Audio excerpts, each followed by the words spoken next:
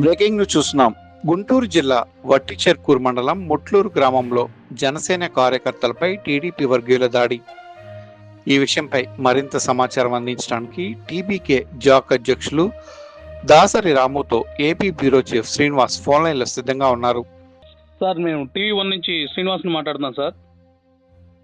నమస్తే నమస్తే బ్రదర్, చెప్పండి సార్, అదే నిన్న ముట్లూరు వెళ్ళినట్టున్నారు సార్ మీరు. అక్కడ టీడీపీ జనసేన అనొచ్చా, లేకపోతే కాపు కమ్మ ఏదో చిన్న పార్టీ ఏదో గొడవ జరిగినట్టుంది సార్. అది ఏంటి సార్, కొద్దిగా క్లియర్గా చెప్పగలుగుతారా సార్?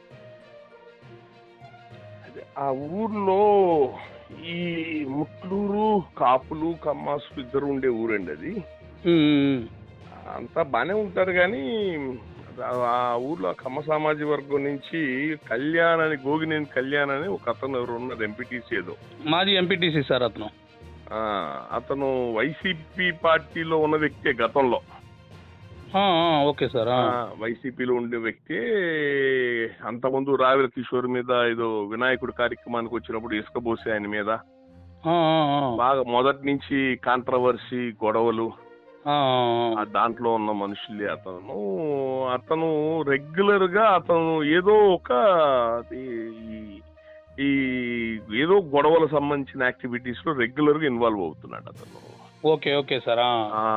అతను మొన్న ముట్లూరులో లోకల్ గా ఉన్న కుర్రోళ్ళు ఇద్దరు ముగ్గురు పక్కన ఉన్న నాదాకోడూరు పోతుంటారు తినటానికి అప్పుడప్పుడు. అవునవును సార్, అక్కడ రెస్టారెంట్ వాళ్ళు ఏదో బండి మీద వెళ్తుంటే ఇంకో వ్యక్తి, ఆ కమ్మ సామాజిక సంబంధించిన వ్యక్తి అటు పైనుంచి ఊర్లోకి వెళ్తున్నాడు. అతను ఆ ఊర్లో ఉండే వ్యక్తి కాదు, బయట నుంచి వచ్చిన వ్యక్తి. వీళ్ళకి ఎవరికి తెలియదు అతను. ఈ ఎదురు బండ్లు ఎదురు పట్టడం, లైట్ ఫోకస్ పట్టడం, దేని వలన ఏదో క్లాష్ అయింది.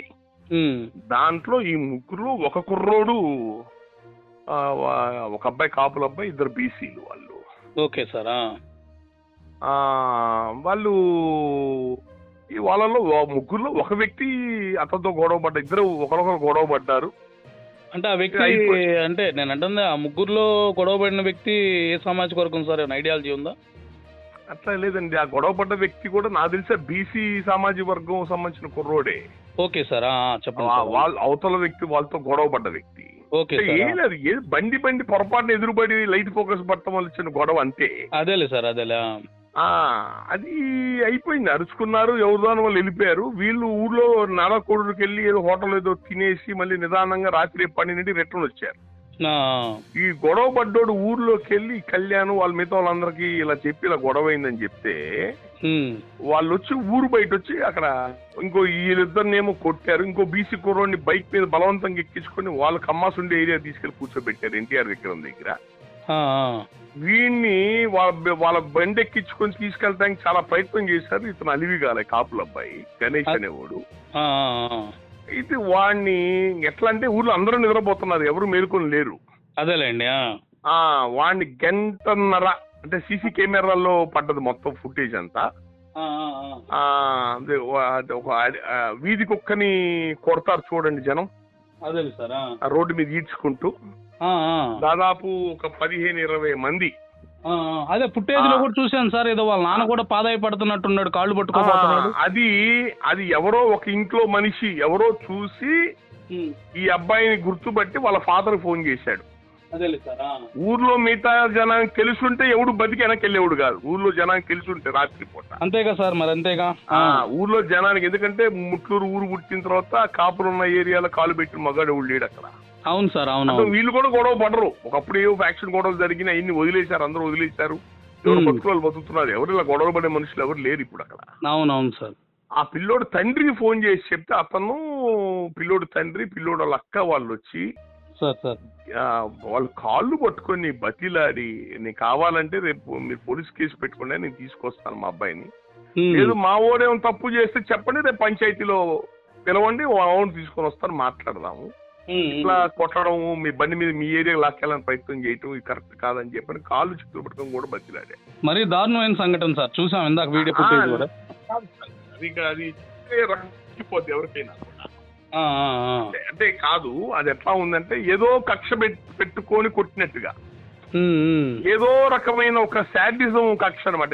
ఇప్పుడు గొడవ పడ్డారండి, ఇద్దరు కుర్రోళ్ళు గొడవ పడ్డారు బైక్ల మీద. కోపం వస్తే 2 దెబ్బలు కొట్టి వెళ్ళిపోతారు, అంతే కదా. అవునవును సార్, అవును. అదే పనిగా గంటన్నర పట్టుకొని రోడ్డంతా పరిగెత్తిచ్చి అర్ధరాత్రులు ఎవరు లేరు కదా అని చెప్పని ఇలా చేయరు కదా. అవును సార్, అవును.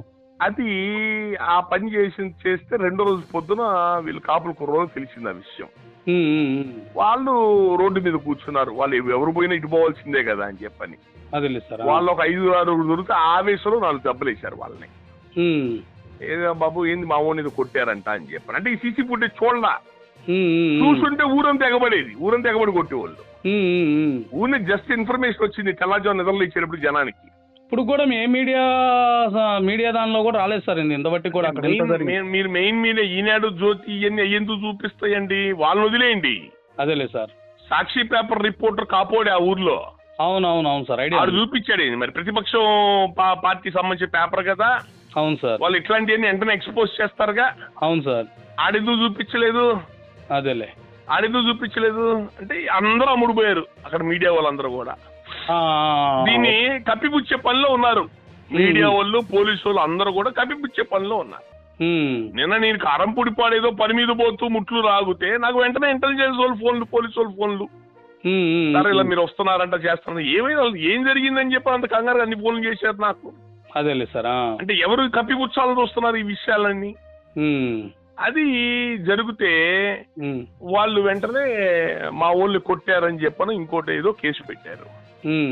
ఈ అబ్బాయిని తీసుకెళ్ళి ఒక హాస్పిటల్లో చేర్చి, దెబ్బలు తగిలిన అబ్బాయి హాస్పిటల్ చేర్చి అది ఎమ్మెల్సీ రాయించి వీళ్ళు కంప్లైంట్ ఇచ్చారు.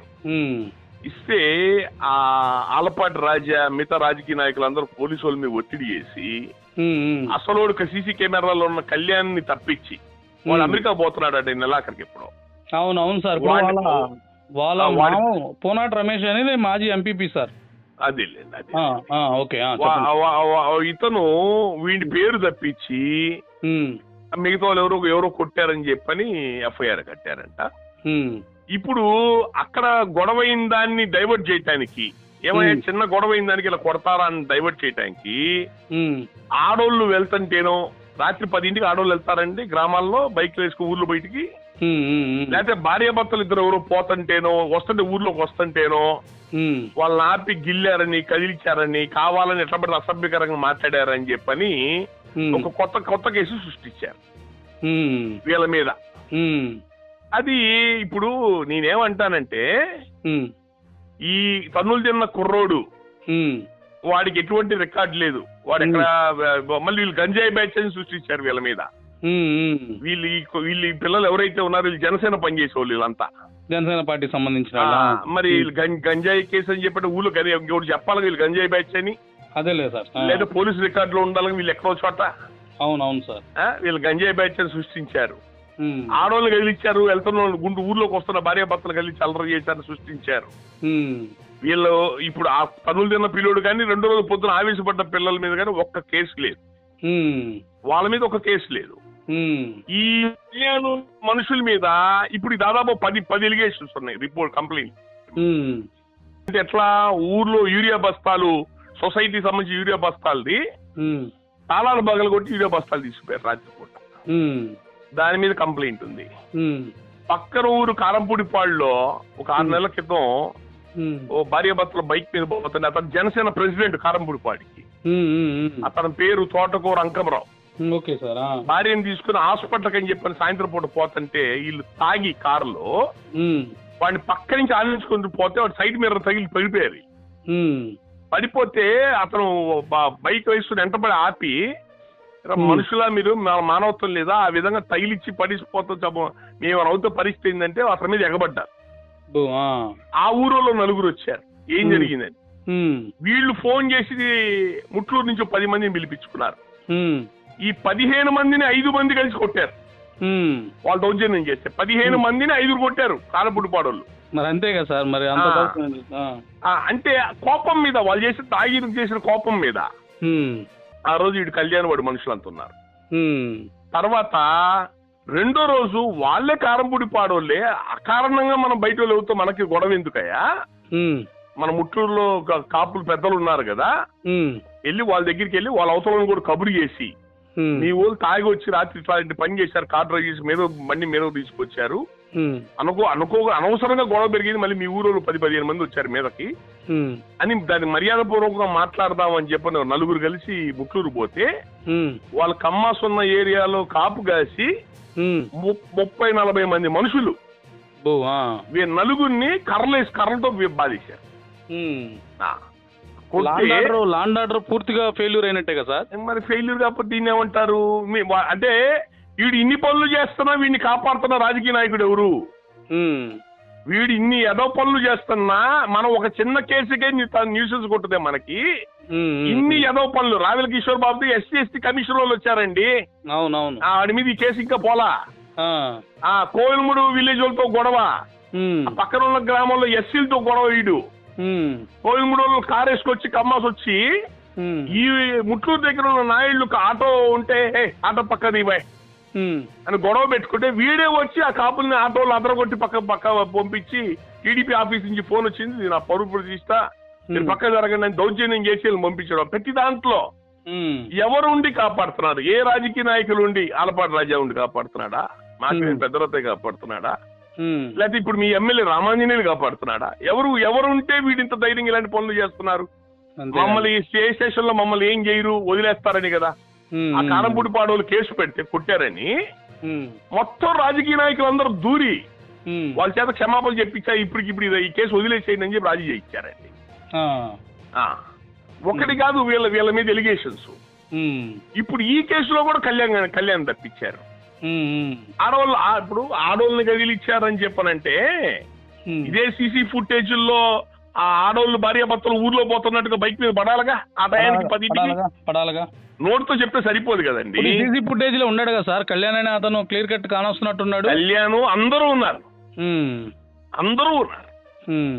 అంటే పోలీసు వ్యవస్థ ఏ విధంగా సేవ చేసుకుంటుందో చూడండి రాజకీయ నాయకులకి. మరి మీరు అక్కడ నుండి ఏమన్నా సిఏ గారితో ఏమన్నా ఒడిచెరుకూరు సిఏ గారితో ఏమన్నా మాట్లాడారా సార్? మీరు ఏమన్నా అక్కడికి వెళ్ళినప్పుడు ఏం మాట్లాడమంటారండి? ఫోన్ చేస్తే పోలీసు వాళ్ళకి, అంటే అబ్బాయి తరపున వాళ్ళ నాన్నగారు వాళ్ళందరూ ఇంటికి వచ్చారండి.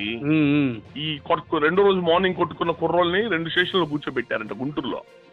సౌత్ జోన్ డిఎస్పీ గారి దగ్గర, సిసిఎస్ దగ్గర ఇక్కడ కూర్చోబెట్టారంట. దానికోసం వాళ్ళు వచ్చి నా ఇంటికి వచ్చారు. నా దగ్గరికి వచ్చి మాట్లాడితే నేను డిపార్ట్మెంట్ ఫోన్ చేస్తే మీకు తెలియదండి ఈ కుర్రోళ్ళు తనులు తిన్న కుర్రోళ్ళ సంగతి మీకు తెలియదండి, వీళ్ళు ఆడవాళ్ళని కదిలిచ్చారని పోలీసు వాళ్ళే నాకు చెబుతాం. అరే అంటే వీళ్ళు దగ్గరుండి చూశారనమాట. హలో అలా మాట్లాడితే మనం ఏం మాట్లాడతాం? అంటే పోలీసులే విట్నెస్, అక్కడ ఉండి వీళ్ళే చూసినట్టుగా అది దానికి సంబంధించే నిన్న పెమ్మసాన్ దగ్గర ఎమ్మెల్యే రామాంజనేయులు దగ్గర పోతే ఆయన చేతులు ఎత్తేసాడంట. పెమ్మసాన్ దగ్గరికి పోయారు, ఆయన అడిగాడంట డిపార్ట్మెంట్ వాళ్ళని, ఆడవాళ్ళు ఎవరు ఉన్నారన్నారు కదా, ఎక్కడన్నా సీసీ ఫుటేజ్ లో కనపడ్డారు ఆడవాళ్ళు ఎక్కడన్నా, కనీసం ఆ రోడ్లో వెళ్ళినట్టు కనపడాలి కదా అని ఆయన అడిగాడంట. సీసీ ఫుటేజ్ లో ఉన్న వ్యక్తుల పేర్లు ఎందుకు ఇన్వాల్వ్ చేయలేదని అడిగాడంట ఆయన. మరి అది ఏం చేస్తారో, వాళ్ళు ఏ రకంగా న్యాయం చేస్తారో చూద్దాం దాన్ని. నేను కారంపూడి పాడిపోతూ ముట్లూరు ఆగాను. అంటే ఈ వాస్తవాలు ఏం జరిగినాయి? అసహ్యంగా తన్నులు తిన్న కుర్రోళ్ళు వాళ్ళని గంజాయి బ్యాచ్ ఆడవాళ్ళని కదిలిచ్చారంటే ఎన్నాళ్ళు ఆడవాళ్ళని అడ్డం పెట్టుకుంటామండి? బతికంతకాలం ఆడవాళ్ళని అడ్డం పెట్టుకోవటమేనా మనం? అంతే కదా సార్. మరి ఏదో పనులు చేయటం అన్నో మళ్ళీ ఆడవాళ్ళని అడ్డం పెట్టుకుంటే ఎట్లా పెద్దానికి? ఏం పనులు ఇది? అంటే మిమ్మల్ని గెలిపించింది మీ జగన్ అనే ఒక నియంత దగ్గర నుంచి అన్నిటికీ అడ్డం పడి మీకు కావాల్సింది చేసి పెట్టి మిమ్మల్ని ఓట్లేసి మిమ్మల్ని గెలిపించింది మీ చేత ఈ పనులు చేయించుకోవటం. ఇంకా అంతే కదా సార్. కాపులు మిగతా కులాలు అందరూ కలిసి మతం ఎక్కి అచ్చోసిన ఆంబోతుల్లా ఊరు మీద పడతారా? అవును. కాపులతో గొడవలు పెట్టుకుని ఏం చేద్దాం అనుకుంటున్నారు?